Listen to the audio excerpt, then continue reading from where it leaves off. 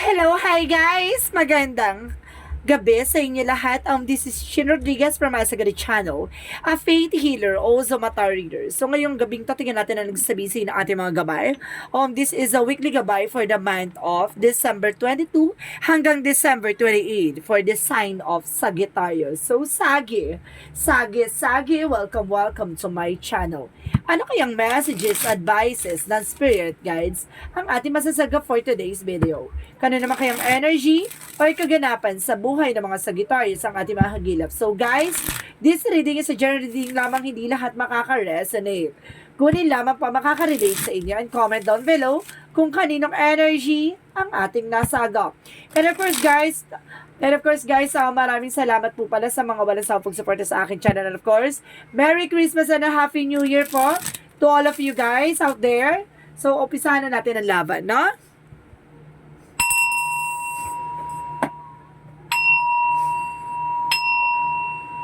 Angel Spirit Messages, give me an information.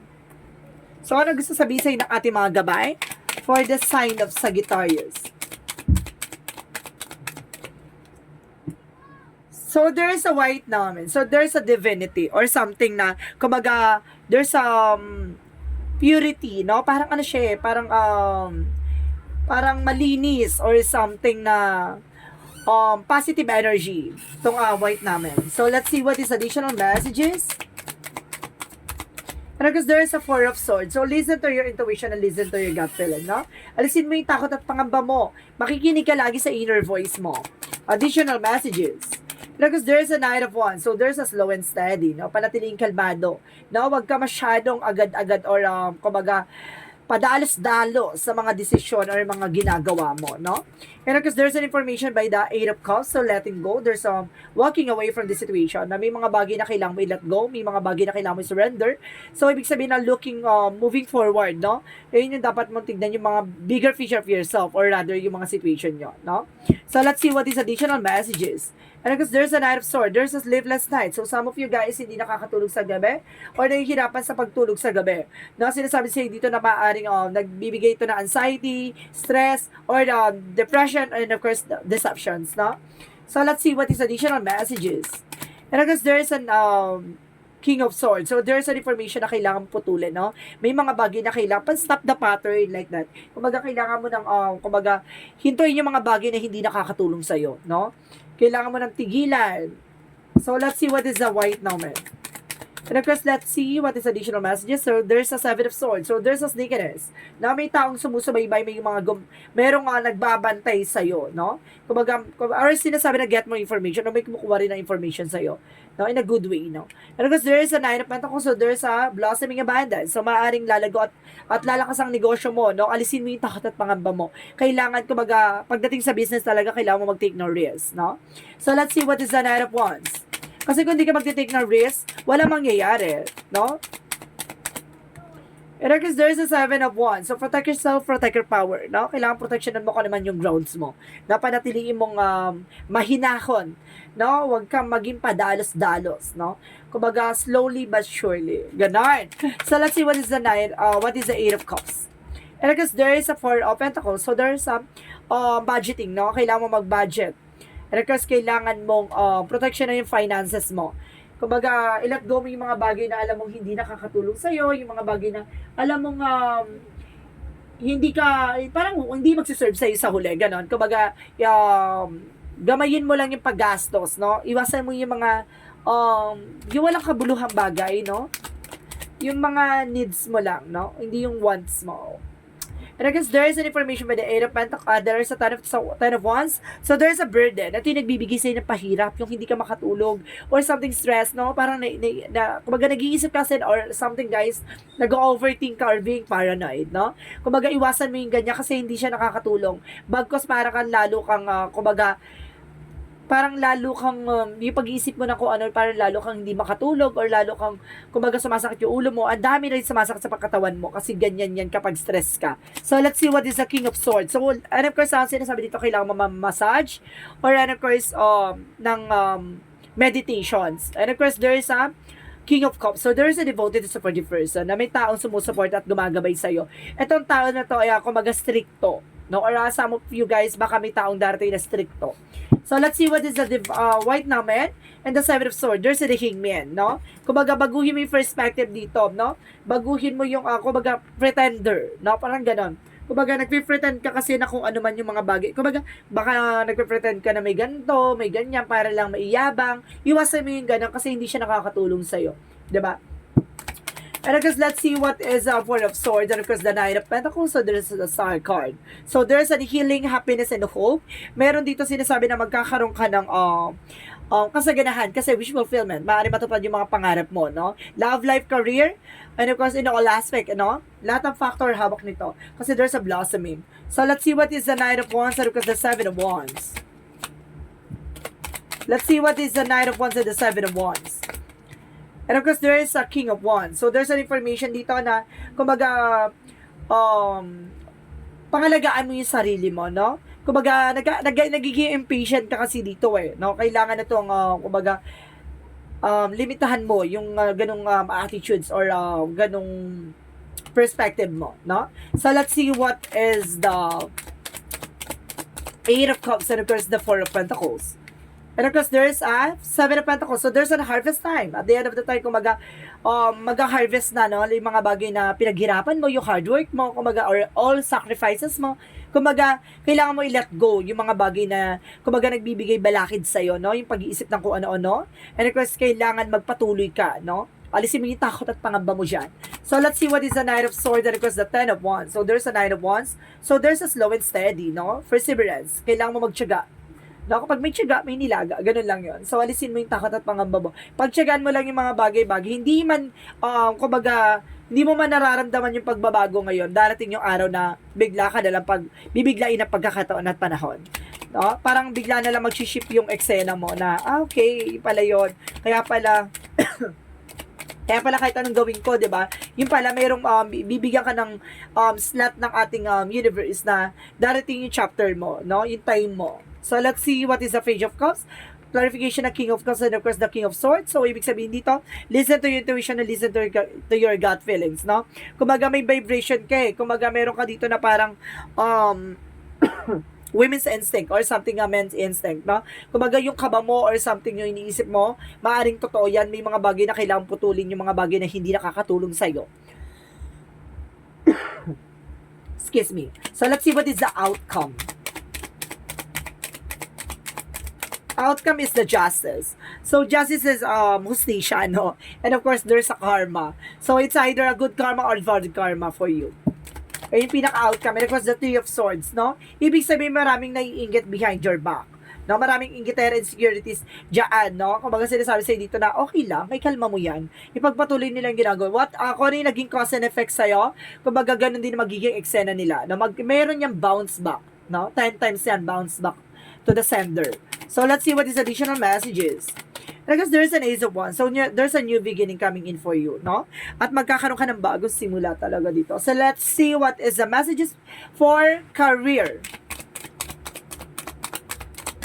For career is a Queen of Cups. So, magkakaroon ka ng healing. And of course, the full card, trust, no? Faith. Para sinusubukan na pananampalataya mo dito na, kumbaga magkakaroon ka ng healing in all aspect. Pero, may mga bagay na kailangan mo talaga maranasan muna, no? Bago mo maramdaman yung success. So, let's see what is additional messages for love life. For love life, there's a Five of Wands. Complications, no? Kumbaga, some of you guys may conflict dito or nagbibigay conflict. And because there's an information that the Ten of Swords. Oh, may Tidor. May backstabbing. No, betrayal. No? Kumbaga, meron taong, kumbaga, it's either ahas or trader talaga. May ahas talaga dito para sinasabi yung nagbigay complication or mayroon talaga tumatarig or sumisira sa inyong relasyon, no? Additional messages for the from health. So, let's see. So, there's a Hermit card. So, there's a soul enlightenment. So, may mga bagay na maglilinaw sa about sa health mo with the Moon card, truth reveal. Yung parang malalaman mo yung, ay, hindi pala to for medical, for spiritual lang pala to. So, ibig sabihin, it's either nausog ka, nakakulam ka, nagayuma ka. So, there's an all aspect kasi, no? Maraming or factor, no? Maraming uhugot or pinanggagalingan yan. Ibig sabihin, kung walang findings ang iyong karamdaman, maaaring kailan mo magpatingin sa albularyo or healer, no?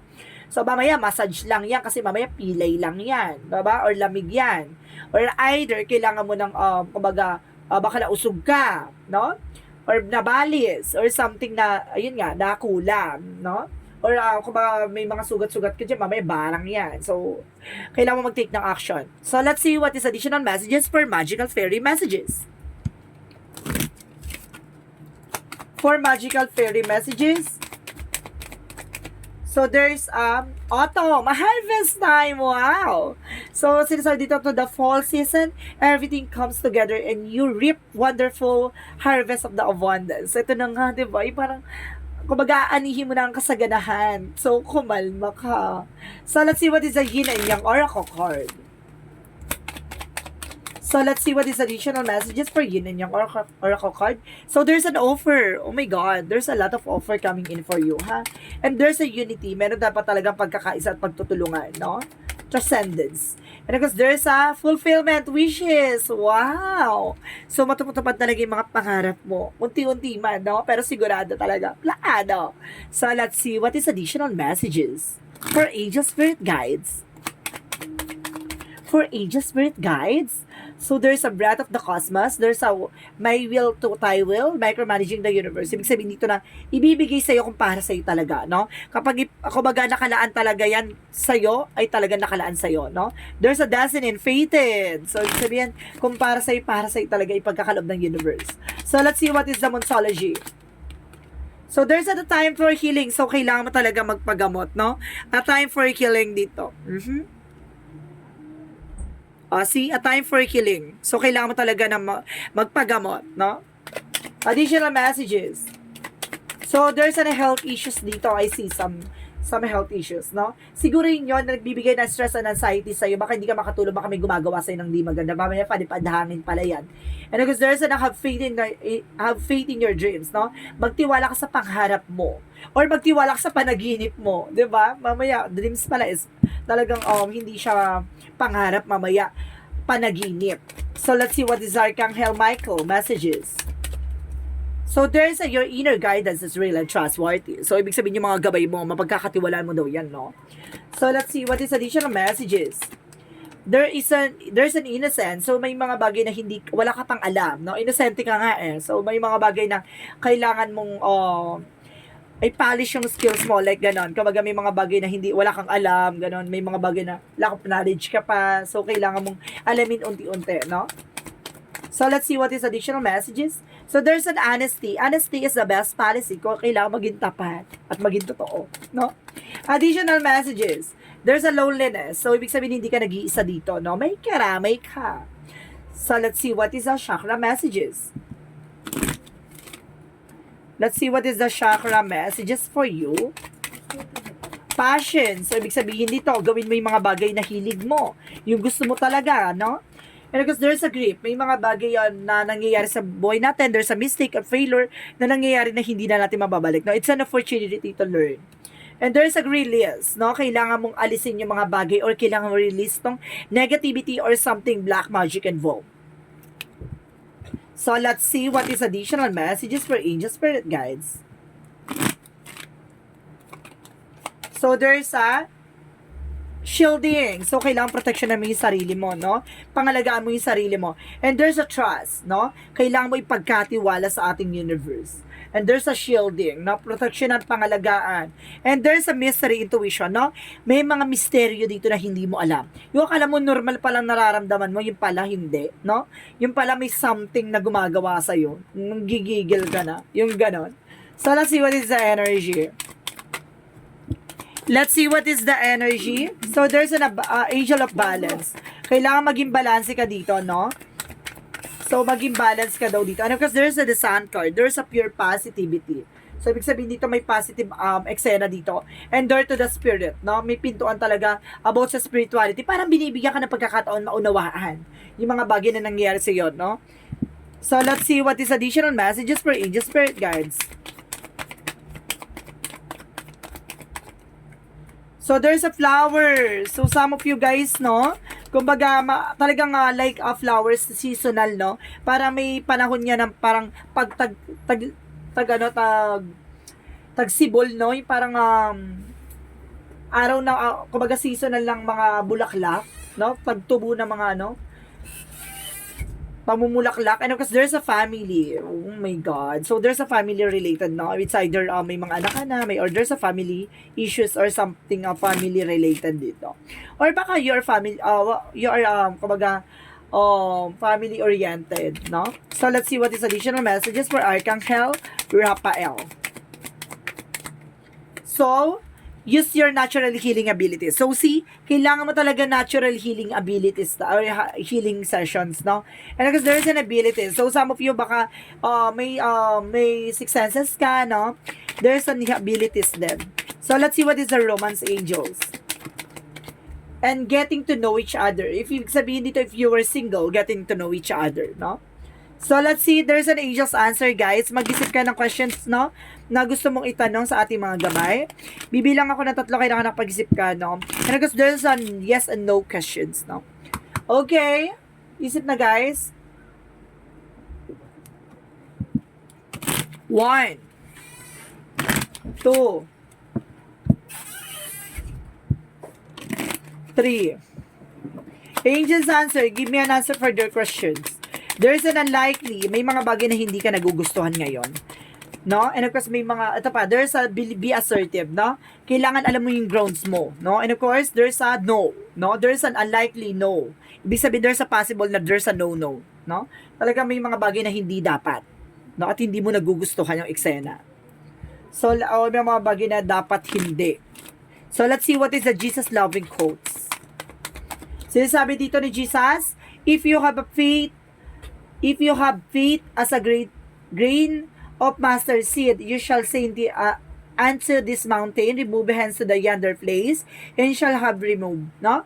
Kung nagtitiwala ka sa mga bagay na tinanim mo, no? Yung mga bagay na tinanim mo na alam mo yung lugar na kung saan ka nag-invest, saan ka kumbaga nagpundar, may mga bagay na gano'n na, kumbaga kung alam mo na tutubo at the near future, kumbaga lahat ng mga bagay na yan, no? Kumbaga sinasabi sa'yo dito, kapag alam mong hindi makakabuti sa'yo at alam mong walang mangyayari at hindi ka magkakaroon ng growth and expansion, umalis ka sa sitwasyon mo. May mga bagay sinasabi dito ni Jesus na, kumbaga iaalis ka niya sa mga bagay na hindi makakabuti sa'yo. Maaari nga, kumbaga, may mga pagkakataon na nagtatanong ka sa sarili mo or nagtatanong ka sa ating Panginoon na bakit, kung sino pa yung minahal mo, sino pa yung nawawala. No? May mga bagay na gano'n. Kasi may mga tao talaga na kailangan alisin sa buhay mo para matutunan mo yung mga bagay na dapat mong matutunan. And may mga bagay na iniiwas ka lang sa mas matinding ikapapahamak mo o hindi makakabuti sa'yo. Ibig sabihin, nasaktan ka man ngayon sa mga susunod na panahon, mararamdaman mo ang ligaya at talagang totoong kaligayahan, no? Na inaasam-asam mo, no? So, let's see what is the angel's number. So, let's see what is the angel's number. So, there's 1111. I am awakening. Para there's a realizations, no? Parang ginigising ka sa katotohanan dito. The universe arranging people and experiences on your path to help you succeed and help you to wake up to who you truly are. So, parang ginigising ka talaga kung anong grounds mo. Parang sinasabi sa'yo dito na kung ano ba talaga yung worth mo or kahalagahan mo o mga bagay na magsiserve sa'yo. And then, 1111 is the angel's number for twin flame energy. So, there's a twin flame and soulmate connection dito. So, let's see what is the messages of life. Messages of life, angels, there's an unconditional love. No? Hindi matatawaran ng pagmamahal mo sa lahat ng bagay, no? There's an animal lover. Kumbaga, nagmamahal ka kahit na may mahal na. Ay, ganun. Kumbaga, yung pagmamahal mo walang limitado, no? Kahit saang bagay. No? Marunong ka mag-appreciate. Today, I choose to see the light in everyone. I seek the divine each being. I accept others as they are. I bring a compassion to all my brothers and sisters at the light. I offer unconditional love to everyone I meet. I join my soul and with theirs so that we can may grow together in the universal love. So see, kumbaga marunong ka tumanggap ng mga bagay-bagay, no? Kumbaga marunong ka mag-appreciate at magbahal ng kung ano man ang meron ka at kung sino man yun nasa harap mo, no? So guys, this is a weekly gabay for the month of December 22 hanggang December 28 for the sign of Sagittarius. So once again, this is Chin Rodriguez from Asagada Channel. a faith healer o sa mata reader. Maraming salamat guys sa mga walang sawang pagsuporta sa aking channel, lalo-lalo na hindi nag-skip ng ads. Naway pagpalain kayo ng Diyos at may kapal, siksik, liglig, nag-uumapo ang biyang manabalik sa inyo. And of course, once again, Merry Christmas and a Happy New Year to all of you guys out there, lalo-lalo ng mga nasa sa ibang bansa, na sa ating sa Pilipinas man yan, saan man sulok ng mundo. Maraming salamat po. And see you in the next video. Bye-bye and babush.